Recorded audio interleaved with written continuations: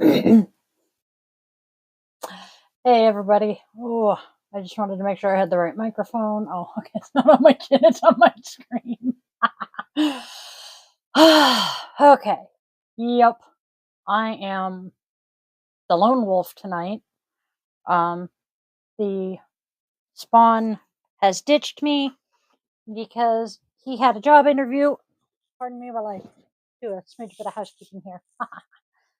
The spawn has ditched me because he had a job interview. The other kiddo, cat, is still at work. They are actually closing early because we are having our first snowfall of the year, our first decent snowfall that's actually sticking.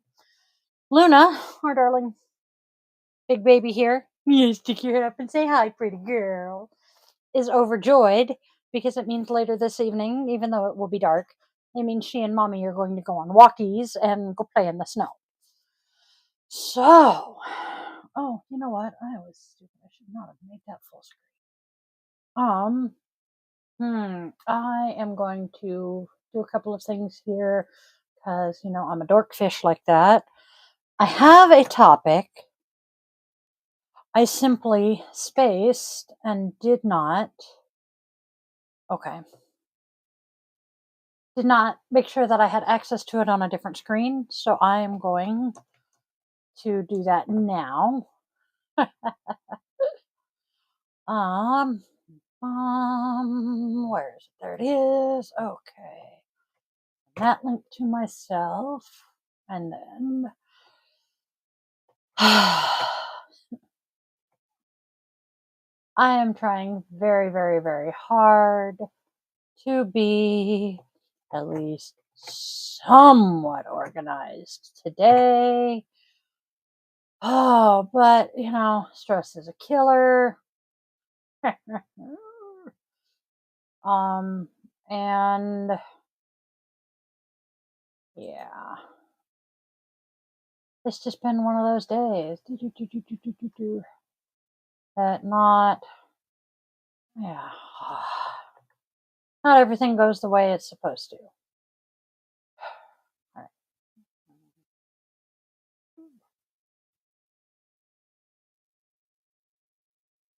Is that okay? Go back to here. Hi.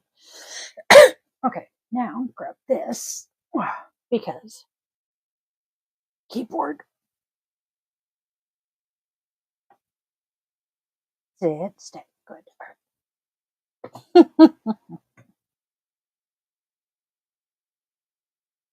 I got myself a tablet stand for my birthday. And let me tell you, it has been fabulous. I am definitely not regretting that one. What is up, precious love girl? Oh, besides the fact you're...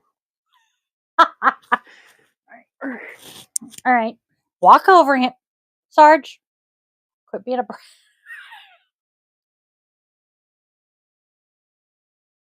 I'm guessing that Luna wants out. But Sarge is laying in the walkway between the desk and the chair, and she will not step over him. Hold on. Come here, Sarge. Come here, baby. All right. She just went under my leg. Okay, so here we go. I'm going to keep Sarge in my lap for a moment. All right. Okay, what are we doing, baby? Are we good? We are good. Okay, so today's subject.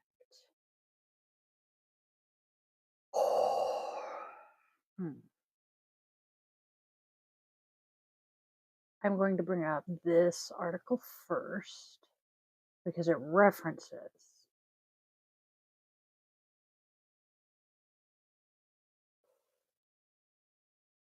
on Christmas Day of 23. On Christmas Day of 23, so a couple of weeks ago, basically, a rabbinical scholar by the name conservative Rabbi David Wolpe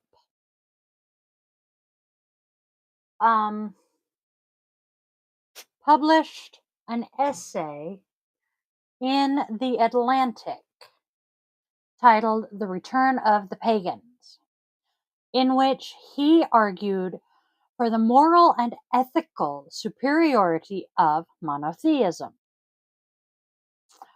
Hold on. I guess, as usual, I've got like 10 things going on all at the same time. And all right.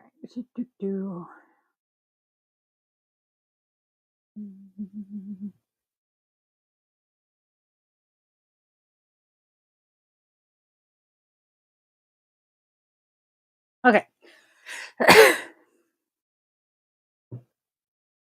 And yeah. So this that I'm going to read, I will try to basically give the Cliff's Notes. But in December of 46, author and Christian apologist C.S. Lewis, we all know who C.S. Lewis is. Hey Ash. For those of us who don't know who C.S. Lewis is, The Lion, the Witch, and the Wardrobe, which is one of the most famous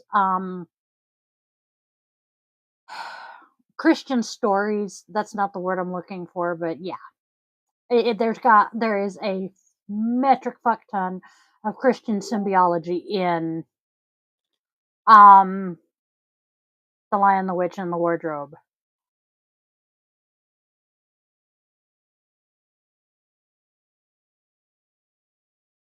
But okay, so C.S. Lewis published an essay in Strand magazine. Yes, Christian fantasy, that works. Titled A Christmas Sermon for Pagans, in which he argued for the moral and ethical superiority of Christianity. Sound familiar?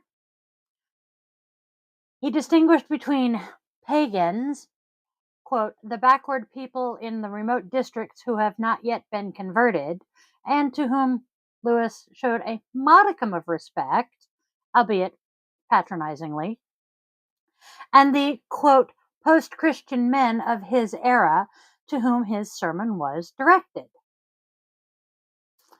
Okay, so then, as I just said, on Christmas Day of last year, which seems so funny to say, David Wolpe published his essay in The Atlantic titled The Return of the Pagans, in which he argued for the moral and ethical superiority of monotheism.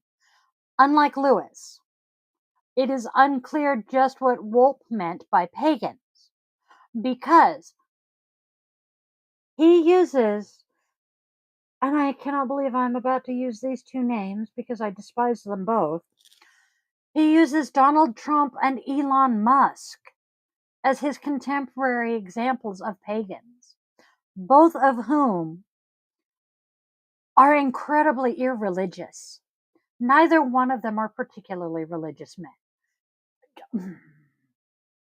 One of them has openly mocked religion, and the other one openly mocked religion.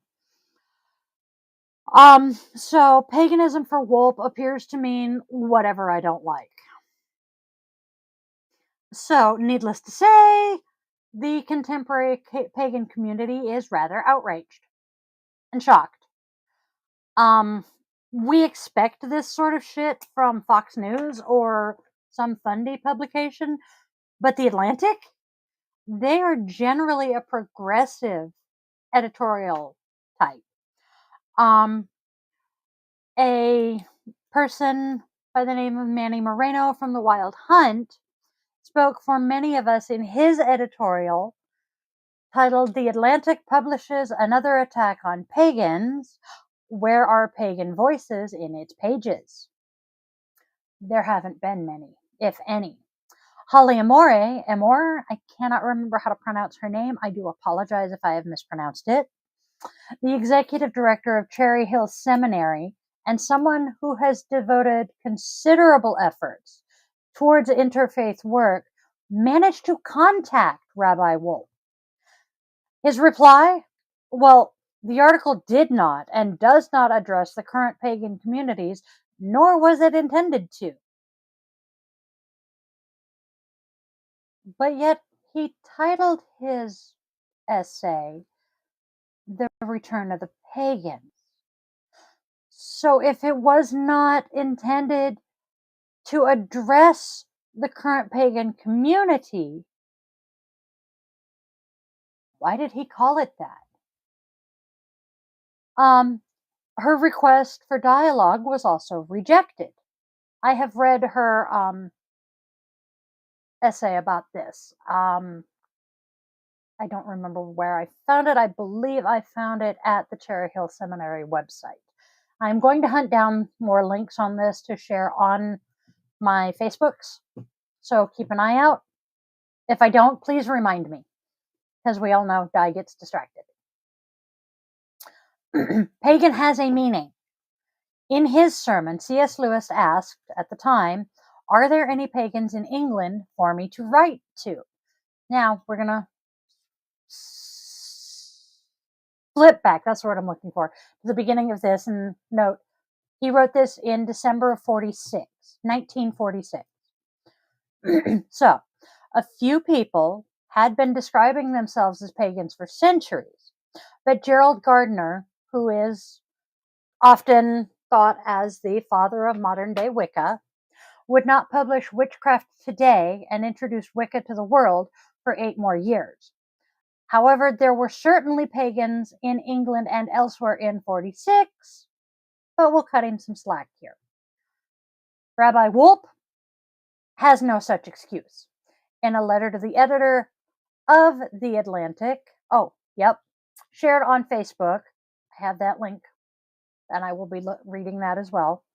Anthropology professor, and I'm going to butcher her name, Dr. Sabina Magliocco, I believe, criticizes his strawman definitions and lack of knowledge about paganism, both old and new.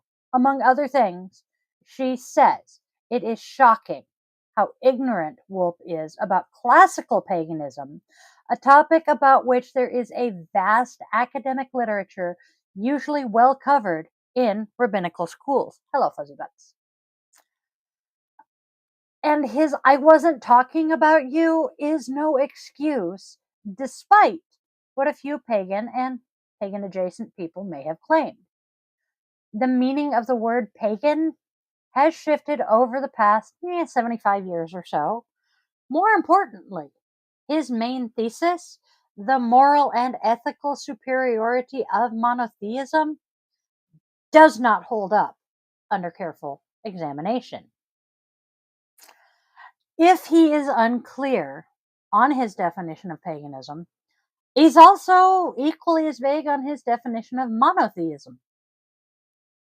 David Wolpe is a rabbi in the conservative tradition of Judaism. He also speaks well of Christianity, if not always accurately. As Ms. Magliocco pointed out in her letter, the idea that the rich and powerful are favored by their god or gods comes straight out of Calvinism, not ancient paganism. There's a difference here. Wolpe doesn't even mention the second largest monotheistic religion in the world, Islam. Anybody shocked that he left it out? Though he does not use the phrase, his thesis comes straight out of the Judeo-Christian traditions. This is the post-World War II idea that Christians and Jews share a common heritage and common values, and therefore should be friends and allies, especially in the face of atheistic communism of the Cold War. So a lot of Jewish people dislike the phrase Judeo-Christian because it erases the theological and cultural differences between Judaism and Christianity, and it whitewashes centuries of Christian persecution of Jews. I agree. Things have changed since World War II. Things have changed so much since World War II. Many Christians and pagans and followers of multiple other religions respect and accept Jews as Jews, without resorting to the pathetic argument of deep down we're all the same. I myself do tend to resort to we do have more um, similarities than differences, but that goes beyond religion. Ugh. And those who still despise Jews, whether for cultural, religious, or political reasons, or just because they're hateful pieces of shit, are not going to be persuaded by a vague appeal. I can't talk. To a common monotheism. Honestly. That we are all children of one God is a theological proposition that may or may not be true. Obviously, I am one that does not fall into the true camp. I mean, come on. That we are all children of the earth, scientific fact. We do not know exactly how life on earth began. The ultimate answer may be naturalistic, might be supernatural. Get the salt. I tend to think the answer lies in animism and in the primacy of consciousness. But that's another discussion for another time. Let's see. Scrolling. Muskean attempts. Okay. We need no lawgiver to understand right from wrong. I see this argument frequently, usually from conservative Christians, and usually deployed against atheists, though occasionally against pagans. Yes. The argument, well, if you don't read the Bible, how do you have morals? I have heard that argument and it makes absolutely no sense to me.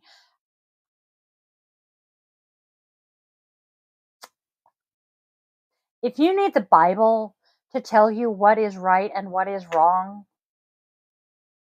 there is something deeply, deeply wrong with you, in my opinion.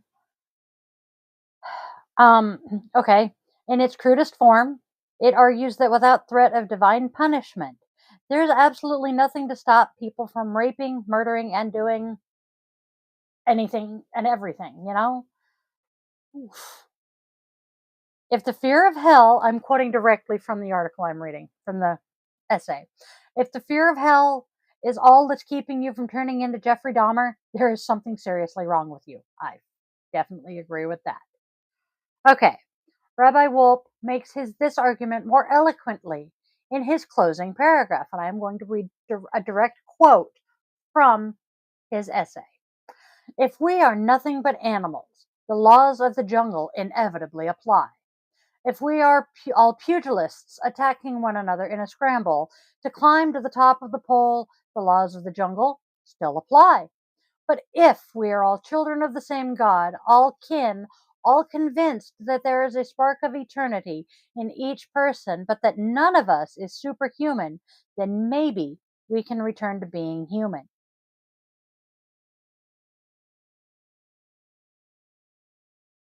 Does that make sense to you? Never mind. We are animals, but we are social animals. Our survival, our success, and even our happiness are inseparably intertwined with the survival, success, and happiness of our fellow humans. Yes, we are most concerned with those closest to us, but the more we understand that we are all children of the earth, the wider our empathy grows. We are also intelligent animals. We have self awareness. At least most of us do. Apparently, this rabbi, we have the capacity for reason, abstract thought, and for the ability to project how our actions in the present will impact the future.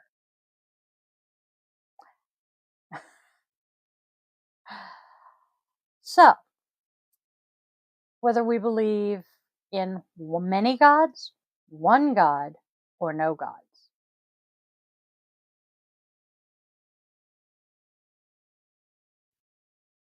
I'm trying to work out a word here. It's a big one.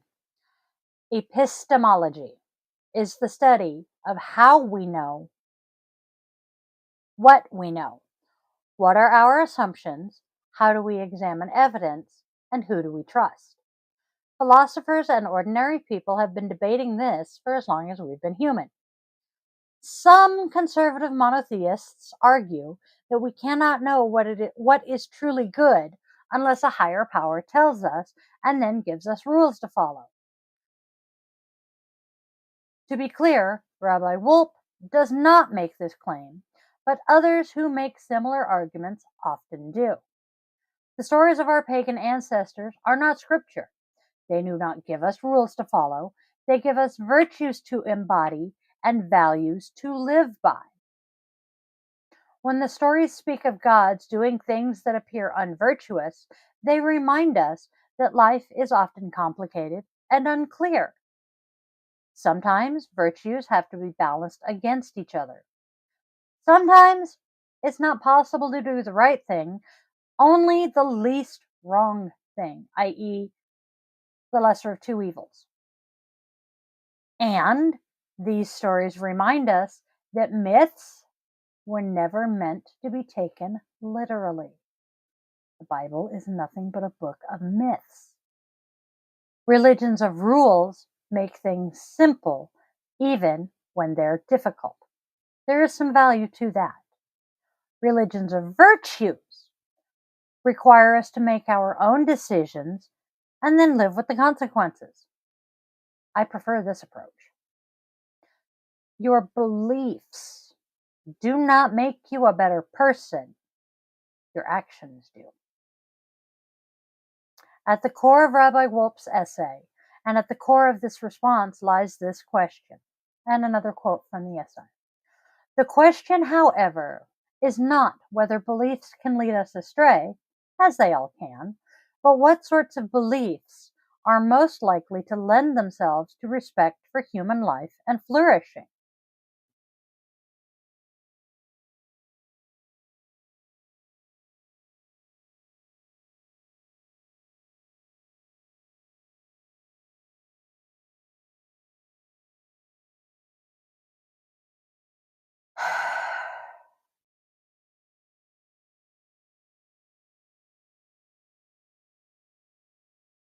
You would ask that. um,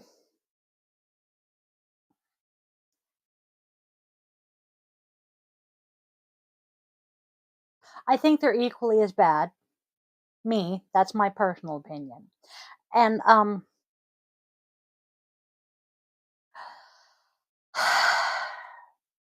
as for Rabbi Wolpe's question, the people that I have known who genuinely have the most respect for human life and the flourishing thereof have not been conservative Christians or conservative monotheistic people. Note the word conservative there. I have known some stellar Christians who had the utmost respect for human life and wanted to see human life flourish. But generally, the conservatives that I have known, the only human lives they had respect for were theirs, or the ones that would benefit them. So that's been my experience there. Ancient paganism was brilliant and formed the foundation of modern Western society.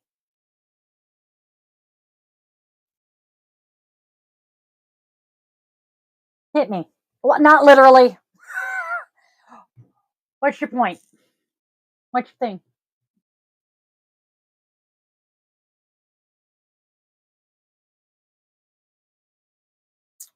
While you're typing. Um, ancient Ancient paganism was brilliant and formed the foundation for modern Western society. It also gave us the Roman Empire in all its colonial brutality. I frequently discuss the theory of Bob. That is one thing that I will never forget. And I do agree with it. Monotheism of the kind this rabbi is pushing teaches loving your neighbor and caring for the stranger. I can appreciate that. However, it also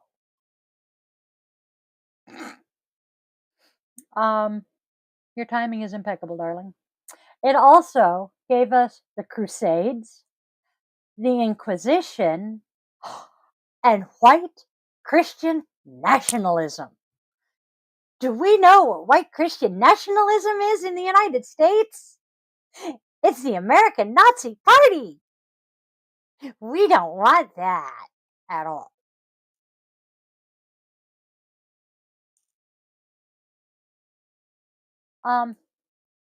My religion teaches me that the gods, all the gods, they call many people to worship and work with them in all sorts of different ways. If your way isn't my way, cool, groovy. Your kink is not my kink, that's okay. I am so not going to judge your religion by how it aligns with mine. I'm going to judge your religion by how it inspires you to live harmoniously with your community and with your environment and with the rest of the world. My religion teaches me to love the gods and the goddesses and to emulate their virtues, to love and honor Gaia, the earth, as our great mother. And it shows me that we are never powerless. Sometimes, even the smallest act, even if it's just the smallest act of kindness, can make a huge difference, a huge impact. And it also tells me that despite the fact that I am a flawed human and I am never going to be perfect, that's okay. Perfection is not required. Perfection is the realm of the gods. I am so not a goddess. But doing what I can, be it ginormous acts or just small, tiny acts like, giving a puppy a home, is required.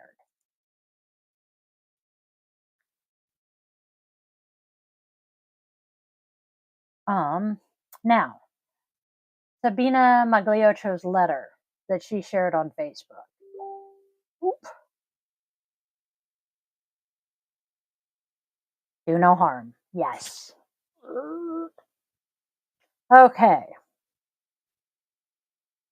A response to David Wolpe, The Return of the Pagans, The Atlantic, 12/25/23. To the editor. As a longtime reader of and subscriber to The Atlantic, I was dismayed that you chose to publish David Wolpe's essay, The Return of the Pagans. This essay is misinformed and distorts both historical and contemporary understandings of paganism in ways that are profoundly damaging to both indigenous and revived religions. Wolpe never defines the word pagan. Instead, he appears to construct a straw man, using it to mean something akin to adulteress in his eyes. The problem is that the term pagan already has a meaning, one that refers to a number of religions.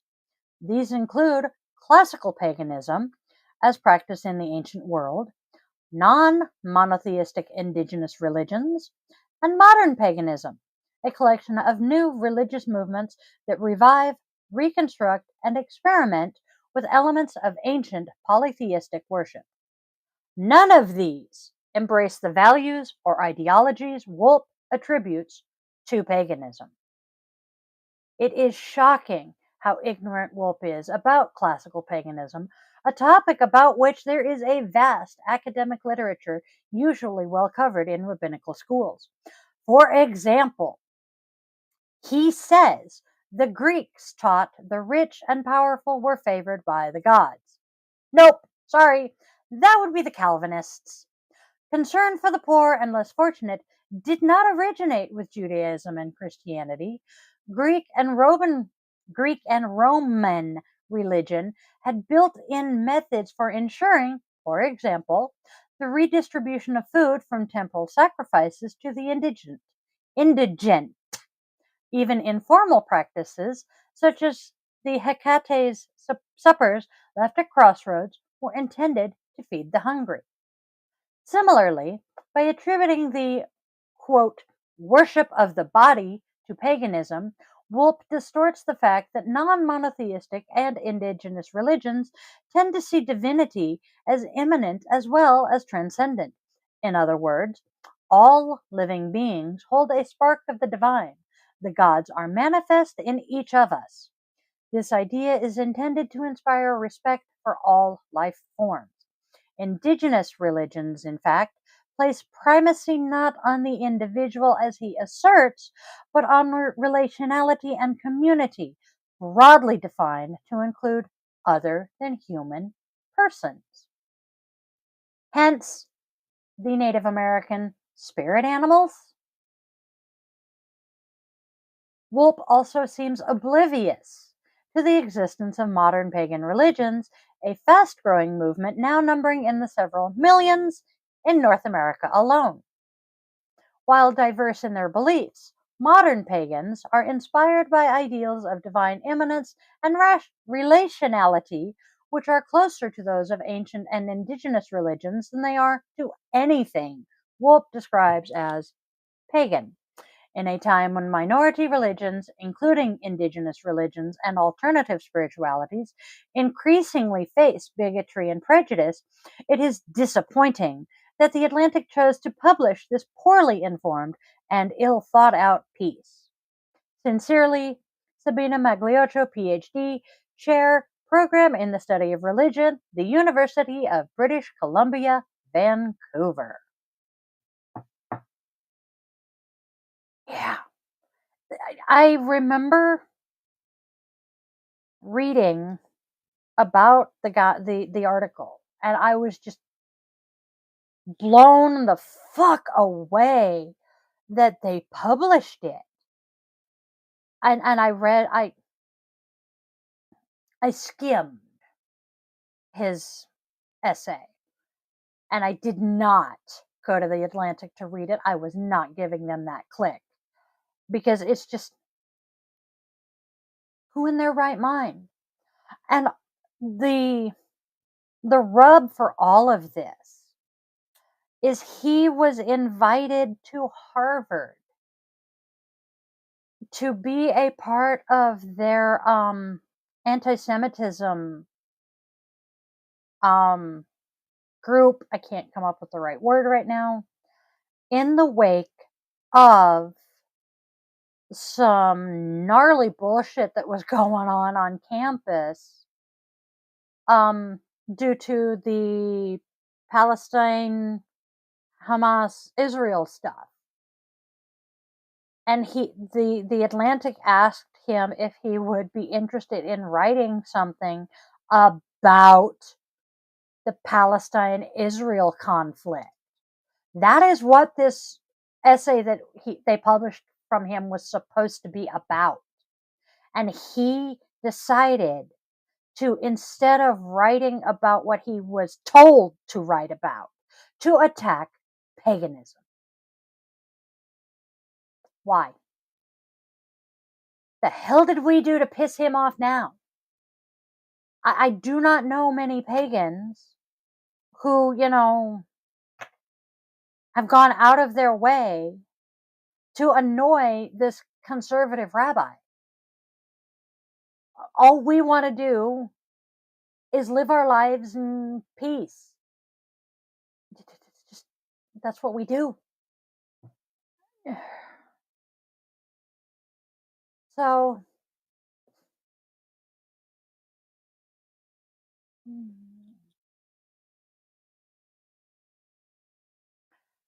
and as someone else, as it was said in here by the Sabina, I can't remember her last name now, at a time when non-mainstream religions are being attacked and persecuted and just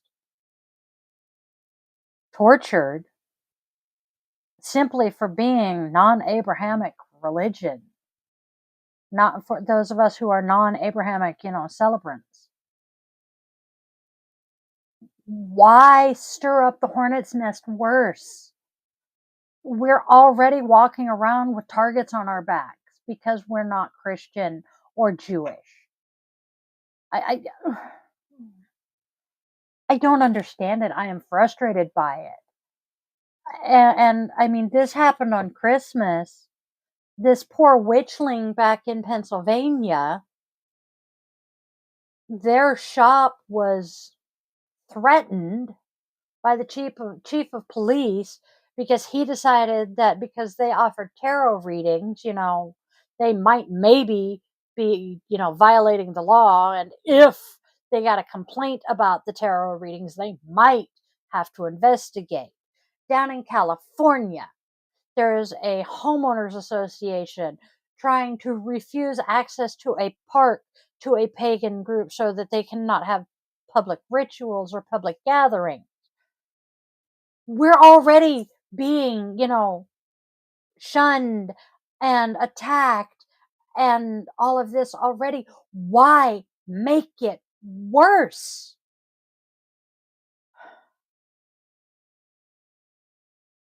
And I mean, I understand that the Bible says to go out and spread the good word. I know this. But there is a difference. The Bible says to go out and share the good word, spread the good word. It does not say to cram the good word down people's throats. It does not say go out and if they will not convert to your religion, kill them. No, that is Islam. I have nothing against Islam. I have Muslim family. I have nothing against them. But to my understanding, that is what the Quran, not the Quran, but yeah, the Quran says. So, hey, we just want to live our lives in peace. I have yet, in all of my 46 years, I have yet to see a pagan try to convert someone to their religion. I have never tried to convert somebody. I have inadvertently converted somebody, but I have never tried to convert somebody.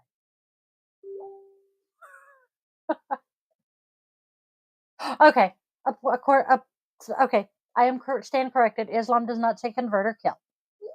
Come here, puppy boy, I'm squishing you. All right, hi. Well, you're so good.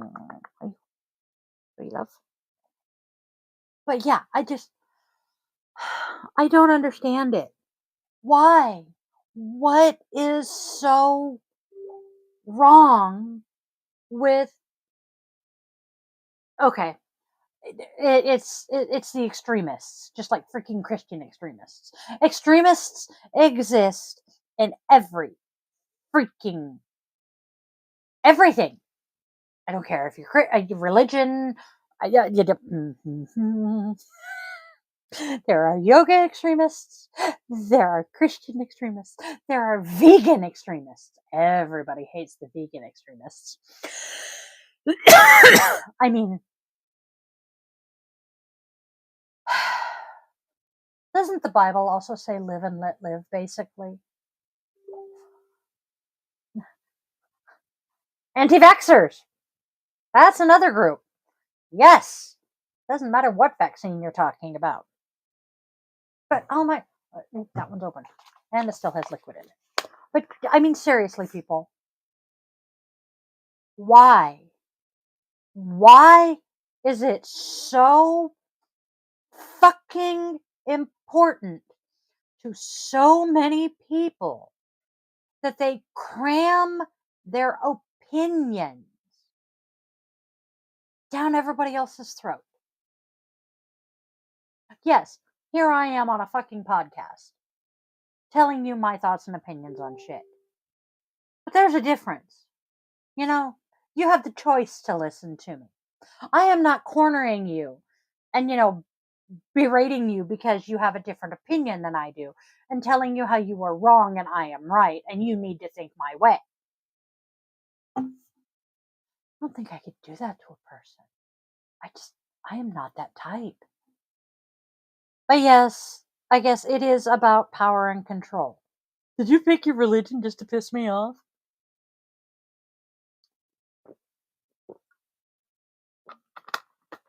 What is it? I mean, people, man. I don't understand people. Hello, baby. You okay? I just. Why?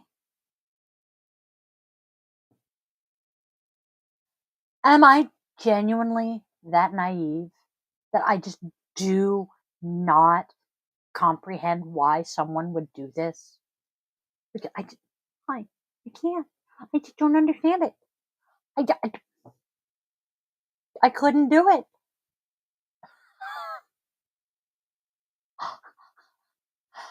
I I can tell someone that they are stupid for believing something. I can, because there are some things that if you believe it, you really are missing a few cards.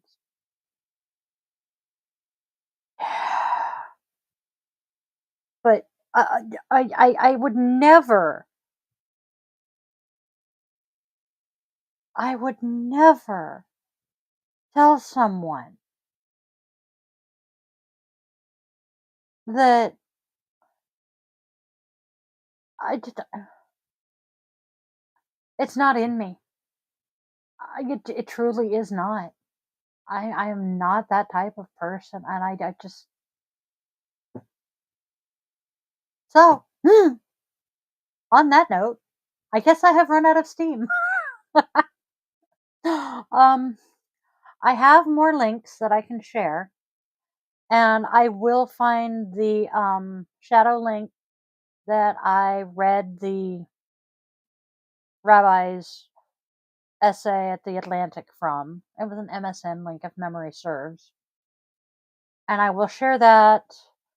And where was I reading these from? I want to say it was Pathos. Yep, Pathos. Pathos is an awesome website, by the way. Um, I'm getting light. I'm getting reflection. Pathos has. Why am I trying to use my mouse on my freaking tablet? Pathos has so many different religions that you can read about. It's so awesome. So I highly recommend that website. But I will link a bunch the Pathos articles that I was reading. You distracted me. Yes, I love you. You're so good. And with that, it is Thursday, which means tomorrow is Friday. How is it already the end of the week? Tomorrow night is guided meditation. Yay. I will figure out what we're doing for guided meditation. And then Saturday we have the Veterans Day yoga class, which I'm going to be repeating. I have no idea why. Because I'm crazy. And then from there, we start all over again on Monday with our thingamajigger. Daily draw, that's the word I'm looking for. Yep, my brain is checking out. It is definitely time to call it a day. I will see you guys tomorrow for the daily draw, and then tomorrow night for our guided meditation. I hope you all have a fantabulous, wonderful, magical evening. I love you all. See you tomorrow night. tomorrow afternoon.